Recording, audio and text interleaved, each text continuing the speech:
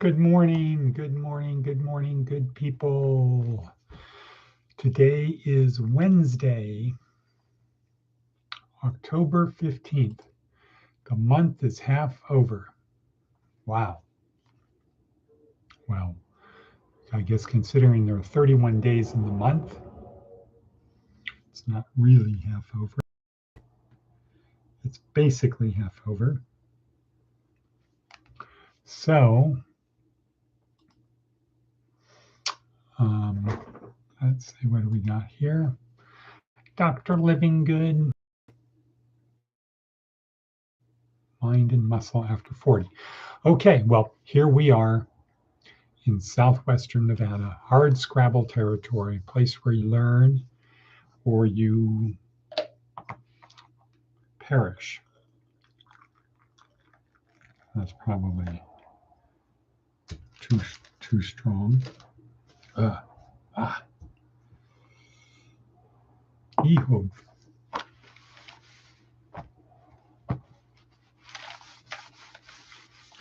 Making a mess over here. That's not good. Put that over there. Okay, well, here we are. Today is the third Wednesday of the month. That means it is our wraparound day. So the wraparound for our orphans and widows, where we're going to be trying to help them, help all of us. We go to the margins, not to make the people at the margins different, but to make us different.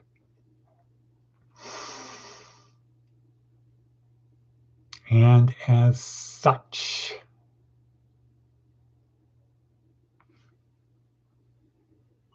just think about that for a second. We don't go to the margins to make the people at the margins different. We go to the margins so that we are different. All right. Okay, wrap around. Our chance to walk alongside those whose burdens are almost more than they can bear. So says Greg Boyle, S.J., and other Jesuits like Father Max. All right, well, today is day 3 in week 2 of our neuroscience-oriented approach to success. Day 3, week 2, the reticular activating system. What? Yeah. So you might know it as our meme. Okay, who stole the meme? Okay, there it is. Prayers, law of attraction, the RAS. Right. This, like so many things we could describe, we could give an explanation for, but the explanations and the description fell short because we didn't have the science to prove it. All we knew is if we wanted something and we prayed for it, if we wanted something, we threw it out to the universe, the law of attraction, it would come back. We did not have tools or machines that were precise enough to let us know what's actually going on in our neurons, in our brain, in our skull-sized kingdom. We could not tell, but now, as we have more and more people building upon a base with better tools, we're learning more and we're narrowing it down. It's just like anything else, right? You want to make a sculpture, you're a caveman, and all you have is rock to make rock. To make a rock sculpture, all you have is rock, harder rock to kind of sand down, rub down, softer rock. Don't have metal, don't have chisels, don't have sanding wheels. You got to sand things with your hand. So as technology improves, the sculpture can become more refined, more precise, more intricate. Who dat?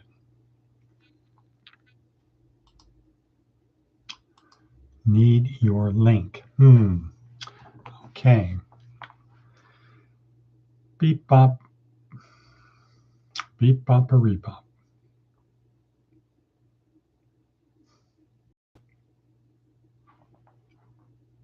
Heidi ho. Oops, I'll turn the volume down.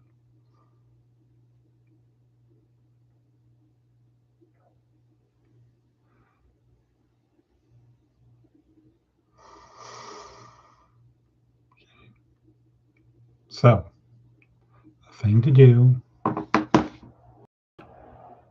wait for a second.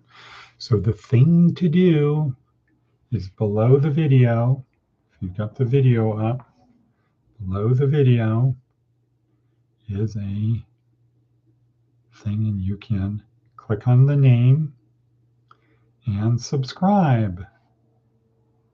And then click on the bell.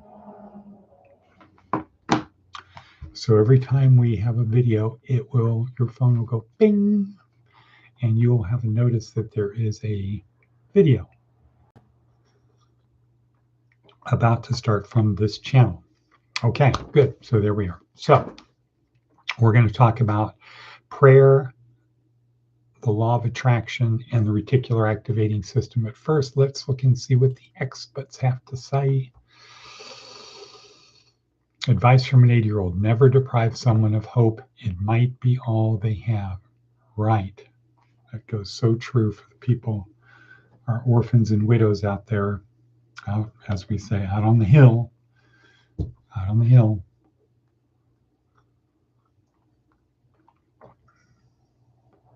Don't deprive them of hope. It could be all they have.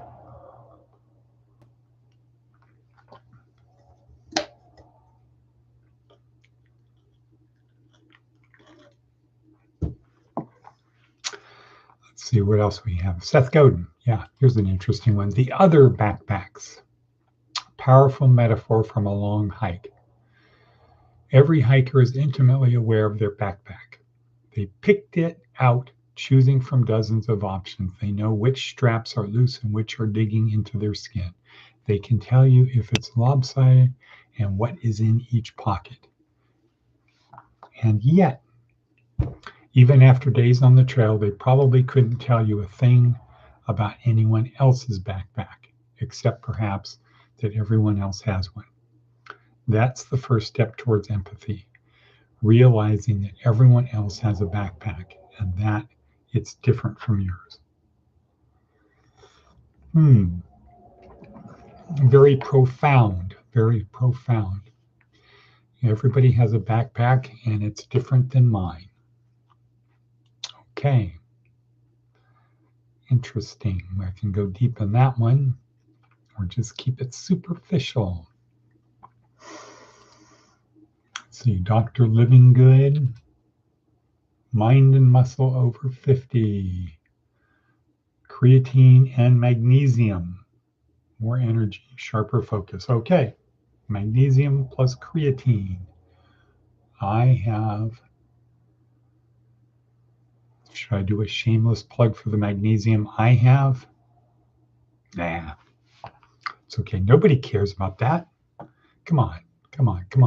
Okay, 9 minutes in. All right. TED Talk for today. Today, week 2, just to recap, week 2, Inside My Skull-Sized Kingdom. Monday, we learned about neurons, what they are. They look like trees. We have about 86 billion of them in our brain. A worm, C. elegans, has 3,000 neurons. The more neurons, the more complexity, the more that can be done. What do neurons do? Through an electrochemical mechanism, they retain our lived past memory, our anticipated future, our ability to simulate our personality. All of those things are in our neurons, in our brain. And how do we know? We all know this because If we damage our brain, those things are impacted. You meet somebody who's had a stroke, and they are could be in very bad shape. Okay, not so much as when I was young, because better treatment, better technology, better tools. But people who've had a stroke have not good stuff. So we know it's in the brain. So that was Monday. Tuesday, so Monday we learned about the cells. Tuesday, we learned on a cellular level how two neurons interact through that synapse. That's the gap between each neuron, where it spits out a neurotransmitter to the other one. And we know that 4 neurotransmitters are responsible for about 90% of our feelings of happiness. Those are endorphins, dopamine, serotonin, oxytocin. And on the other side, we know that cortisol is called the stress hormone. It's released when we're under stress. It has benefits. Mainly people focus on the bad parts of it, or the negative effects. Okay, so that was Monday and Tuesday. Wednesday, the reticular activating system. What? Yeah. Okay, that is located at the top of our brainstem. It's a bundle of neurons about the size of our little finger. And one simple way to describe it is like a filter, you could say. It only lets in things that are important to us. So most of the sounds that are going on around us, we don't hear. Most of the physical senses stuff, we don't let into our brain. We block it out because it's not important. But if it is important, it comes right in. So what does that mean? For example, so you're in a crowded room, or you're in an airport, a lot of conversations going on. Maybe you're talking on your phone. Maybe you're talking to somebody with you, whatever. Maybe you're reading a book. Maybe you're whatever you're doing. If someone says your name loud enough for you to hear, you'll hear it in real time. You won't say, wait a second, did someone just say my name? If it's really quiet, you do, because you're not sure you heard it. But if it's loud enough for you to hear, somebody says your name, you will hear it, even though you're not listening to I'm waiting for somebody to say my name. Somebody say my name. No, you're doing what you're doing, but your reticular activating system is out there always scanning all information available to you to support our beliefs. And we have a belief that our name is important. That's why if somebody says your name, you don't know they're there, they're behind you somewhere, you're busy doing something else, but somebody says your name, you hear it and respond, like automatically. Now, why is that? Why is our name important? Well, our name is important because when we were really young, our mother said something to us, something like, if I call your name, don't make me come looking for you. If I call your name, come to where I am, or say, make a noise or something so I know where you are. Don't make me come looking. So our name became very important. So the reticular activating system filters out or doesn't let into our brain. Mark Dawes, our speaker today, says we have about 400 billion bits of information coming into our brain every second. I don't think that number's right, but it doesn't matter. A lot of stuff is coming in through our sense. All the pixels of color, light, etc., all of the sounds, all of the temperature stuff, walking around, sitting in a chair, all of our senses are flooding into our system every second, but they don't get into our brain. So the idea is the reticular activating system only lets in things that are important to us right now. Now, so if you tell yourself, if you convince yourself, if you believe something is important, every time you can hear it, see it, say it, smell it, taste it, touch it, etc., you will become aware of that. So one example they use for women is you go buy a pair of shoes and all of a sudden you notice everyone else wearing the same shoes. You buy a car, all of a sudden you see that car everywhere. With cars, for me, it's Tesla, because I'm amazed at Tesla. And anytime a Tesla comes within my vision, bonk, I see it. I don't notice any, well, I notice Corvettes too, and Lamborghinis and things like that, but I don't notice the typical car. I don't really notice Subarus. I can't really tell the Subaru what my car looks like without seeing the Subaru medallion, because it's not really that important to me. Okay.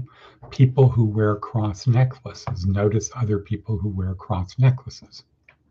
If you don't wear a cross, you probably don't notice other people wearing crosses because it's not important. So the trick, what we learned last week, is if you focus on the outcome and you work your way back. What's the outcome I want? What's the behavior I need? How do I need to feel in order to behave that way so I get the thing I want? What are the neurotransmitters that need to be released in order for me to feel that way? What is the trigger? What is the belief? So you go back to the belief. You can create the belief of something that's important to you. Isn't that what prayer does? You're asking for something to happen. You're asking for something not to happen. There's something that's important to you. So what we now know, and looking at with an fMRI, putting people in, doing these experiments, that people who prime the RAS have the same results as people who pray, if they pray sincerely, and if everything else equals, ceteris paribus. What's the law of attraction? Right? You have a belief. Throw it out to the universe. You believe if I throw it out to the universe is going to give it back to me. What are you doing? You're priming the RAS. You're priming the RAS. Now here's the other thing. Sometimes it gets to be not good. What's the first thing in AA? To admit that you're an alcoholic. What happens if you believe you're an alcoholic? One drink is too many and 1,000's not enough. There has to be no stranger danger. I got to run from alcohol, because if I don't, it will take me down. Right. And that is effective. That's effective. If you believe you are an alcoholic and one drink is too many and 1,000's not enough, and if you are hanging around alcohol, just like if you hang around a barbershop long enough, eventually you'll get a haircut. If you hang around alcohol or alcoholics long enough, you're going to drink. Stay away from them. Don't drink. You believe you're an alcoholic and you can't drink, boom, no problem. You won't drink. However, if you think about it, as George Carlin would say, no, is that George Carlin? No, that is Mark. Doesn't matter. Matt Damon imitating Jack Nicholson in, what was the movie? The Convicted? No, doesn't matter. It just doesn't matter.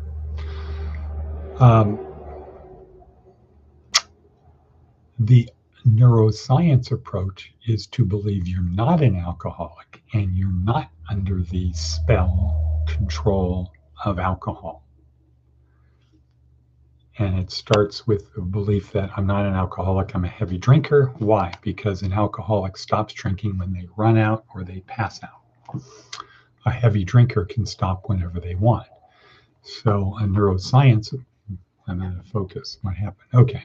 A neuroscience approach would be to say, to believe I'm not an alcoholic, I'm a heavy drinker, I can stop. And I'm going to stop when there's one drop left in the bottle. And then I'm going to stop when there's 2, 5, 10, 12, ultimately half the bottle. Ultimately, I take 2 drinks in 28 minutes and I have dialed in my perfect personality, etc., etc., etc. I'm just a normal drinker. Because I had an underlying trauma, something that was bothering, and alcohol was a way for me to escape the pain of whatever the trauma was, instead of pretending there was no underlying trauma. And my dad was an alcoholic. Alcoholism runs in my family. No. Dopamine,